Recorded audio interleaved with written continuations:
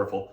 I'm gonna do something a little bit different this week. I feel like every time I do one of these videos for you, I'm talking about this state is proposing this law to take away this right, or this book is getting banned here, and gay stories aren't being told there, and drag queens are being targeted here. And so I want to talk about something a little bit more upbeat, a little bit more positive, the zombie apocalypse. So if you aren't watching The Last of Us, it is a hit new series on HBO Max. It is about surviving a zombie apocalypse. And this week, the third episode of the series told an amazing love story. And you know how you know it was really amazing? It got conservatives pissed off. And I'm not going to highlight who those people are, but I do want to talk about why that episode is important, because this wasn't just any love story. This was a gay love story, and it was a multi-dimensional gay love story, and it was amazing. Okay, so just a little background here. For years, the gaming industry has fought back against Gamergate. And if you aren't familiar with that, Gamergate was this conservative, misogynistic movement. It was a pushback against diversity and representation in video games. And it's gone. That started back in like 2014, and it's gone beyond that now. And it's spread. We see that now, that they're trying to push back against gay representation in books, in children's libraries. They don't want trans people to be visible. They don't want teachers to be able to talk about their sexual orientation. So make no mistake that when I talk about Gamergate, that's expanded into a greater part of the world right now. And that is something that we are all pushing back against. But at the same time that Gamergate was building up, there was a new video game. It was one of the biggest video games that came out that year, and it was called The Last of Us, which is what this HBO series is based on. And in that, there was an implied gay relationship between Bill, who was a doomsday prepper, and Frank, who was a survivor on the run trying to find sanctuary during the zombie apocalypse. And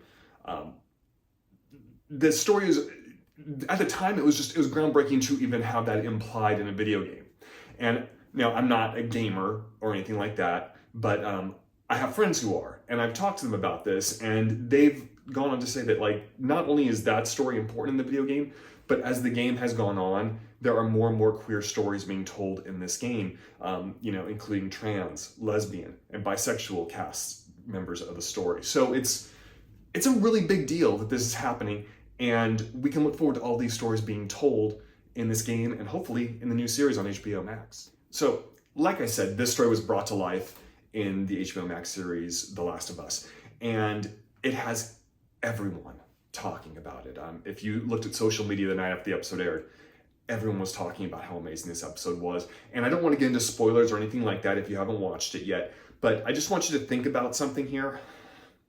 It's about a doomsday prepper. It's someone who is so focused on survival and fighting for their survival, and it's not the person you would typically think of as a queer character in a movie or a TV series, but this doomsday prepper survivalist is fighting just to keep his little piece of paradise when he meets and falls in love with another man.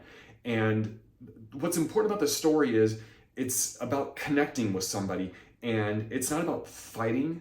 It's about finding something to live for. And in this case, that's love.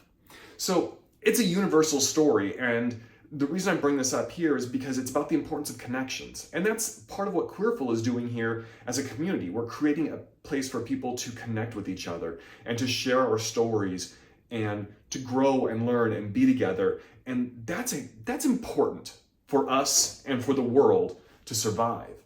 And that's something, it's not just falling in love with one person. It could be finding a chosen family for yourself. But at the end of the day, it's about these connections.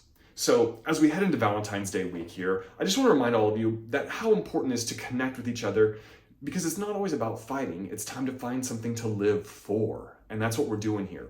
And because if Bill and Frank can find love in a dystopian world overrun by zombies, what's stopping us?